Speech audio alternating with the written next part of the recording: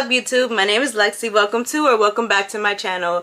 I do not plan to be here for a long time. I'm just here to sit down here and talk about Drake because finally, after a year or so, we are at the end of this ridiculous, embarrassing lawsuit. And I just have some thoughts to get off of my chest. So if you like my vibe, do subscribe.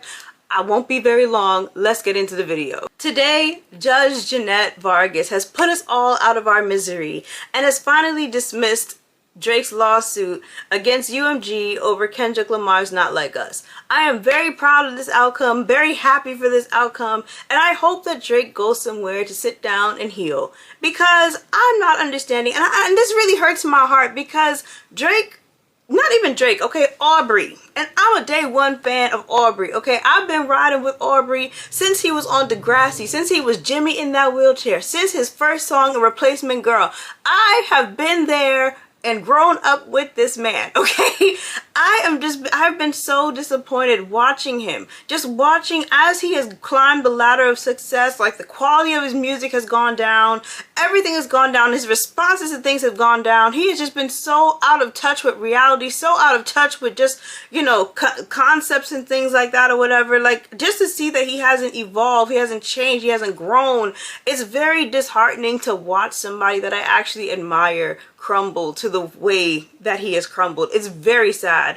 And watching this man, the way that he engaged with his rap battle with Kendrick Lamar last year was insane. And I'm just like, listen, as much as I appreciated Drake against Kendrick, let's be so for real. Against Kendrick, that was already going to be a very tough walk in the park, okay? He thought that he could have Meek Milled the situation, and it was very much so not that situation. He taunted that man. He was over here doing the most, and he basically got in his feelings after he released Not Like Us and just said, oh no, the kitchen is too hot, I must be out of here. And because nobody was happy about Family Matters, because it wasn't strong enough to shut down the whole rap beef or whatever, because it just didn't live up to what he thought was going to happen, he has been in his feelings ever since. When he dropped that Heart Part 6, that part just sounded so defeated. Just, I have no more energy in me, blah, blah, blah, blah. And he really feels like the explanation that he gave behind that particular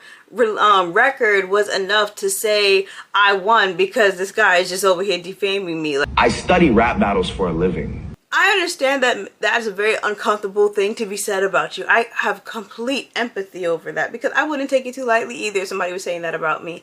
But this is a rap beef. Like, all he had to do, and this was the part that got me or gagged me every single time. All that man had to do was write it out. All he had to do was literally just be quiet. Just stay quiet for a minute. Take your time away from things or whatever.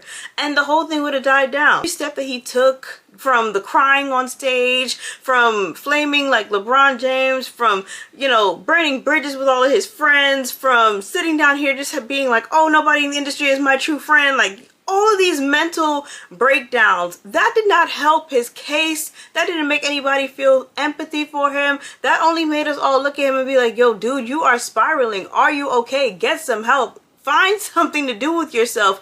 Be productive. Like, and instead of even using that fuel or that ammo to be like, yo, I'm going to get into the booth and shut all this down. Like, instead of him actually figuring what he needs to focus on so that he could be a better artist, like he could figure out why a lot of his fan base has fallen out of love with him. Like, he's only really catering, or he's only really enjoyable to like the young little teenagers, the teeny boppers, of the streamer people, like right at the moment or whatever. Like, yes, he is Drake, but he just doesn't, like, we have to be honest, he doesn't have the same, he just doesn't have the it factor that he used to have back in the day. And it's a lot of it is because of the antics that he has. It's just as you get older and you're looking at somebody who is, you know, almost close to 40, still doing things that just make him look crazy in these streets. Like, I can't really get behind somebody like that. And on top of you moving crazy, your music has not been up to par.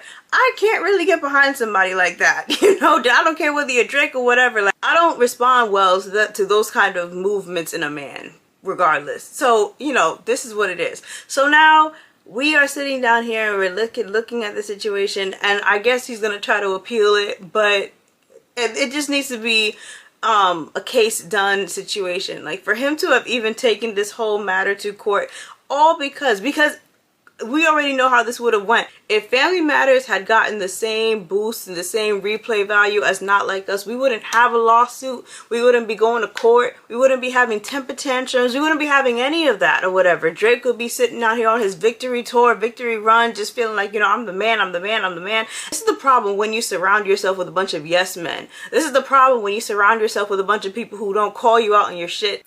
This level of delusion that he has developed, it is a result of surrounding yourself with a bunch of yes men.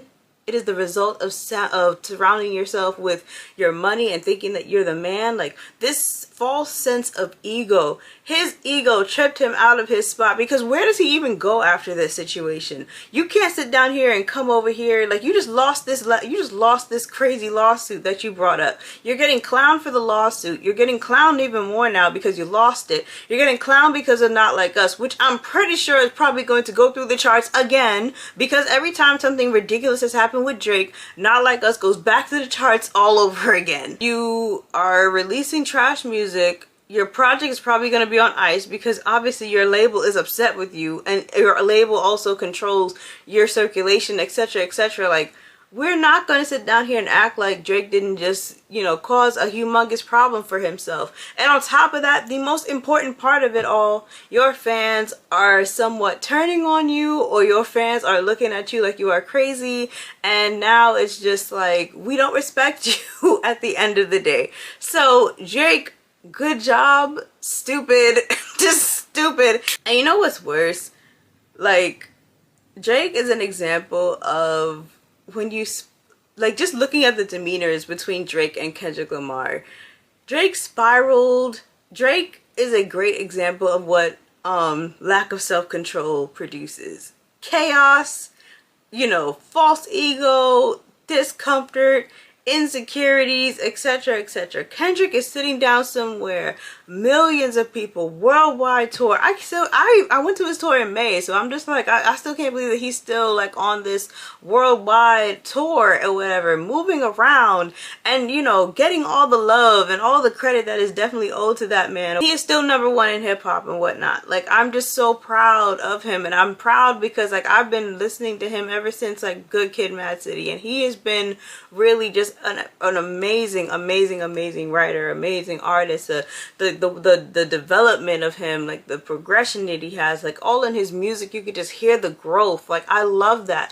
Versus Drake, like, he just stays stagnant, and in every single song it's the same topic every single time. Like, this is the issue. So it's just like, you lost this battle because you refuse to grow, because you refuse to show your audience that you've matured a certain type of way, because you refuse to accept that your life is going in a different direction.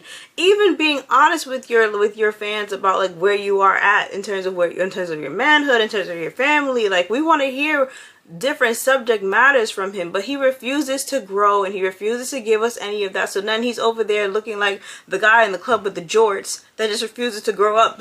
He's over here trying to sell us being the Peter Pan of rap, okay? You have to grow up and you have to mature. You have to give us something to really, like, go back to. Just not just the club music and the bops and the this. Like, what else is there to you? Like, there's no substance to you. So I hope that now that this outcome has come out, now that Iceman is probably going to be on delay for some time, I hope that he takes the time to really sit down and think about the direction that he wants to go in for his career. I hope that he sits down.